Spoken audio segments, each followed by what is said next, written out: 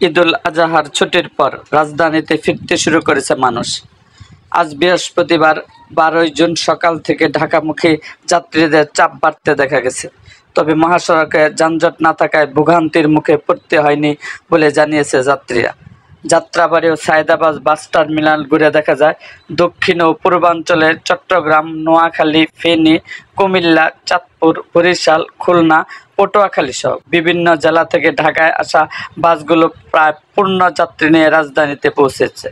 যাত্রীরা নেবে CNG, ride sharing অথবা পাবলিক পরিবহন ব্যবহার করে নিজ নিজ গন্তব্যে সহজে পৌঁছতে পারছেন। বাস চালক ও যাত্রীরা জানায়, রাস্তায় যানজট না থাকায় ভ্রমণ সময় কম লেগেছে এবং ক্লান্তি ছিল তুলনামূলকভাবে কম। যাত্রাবাড়ী মোট ট্রাফিক পুলিশের একজন সদস্য জানায়, ঈদের ছুটির পর রাজধানী এখনও তুলনামূলকভাবে ফাঁকা।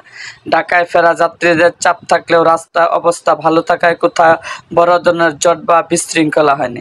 সায়েদাবাদ বাস টার্মিনালে একই চিত্র দেখা গেছে। বাস স্ট্যান্ড জুড়ে যাত্রীদের আসা যাওয়া থাকলেও তারা সুস্থিরতায় গন্তব্যে পৌঁছেছেন। কয়েকজন যাত্রী জানায়, আগের বছরের তুলনায় এবার ঈদের পরের দিনগুলোতে ফেরার অভিজ্ঞতা অনেকটা স্বস্তিদায়ক। এরকম আরও ভিডিও পেতে আমাদের মুক্তাগাছার ইতিহাস মিডিয়া ইউটিউব চ্যানেলটিকে সাবস্ক্রাইব করুন এবং পাশে থাকা বেল আইকনটি বাজিয়ে দিন।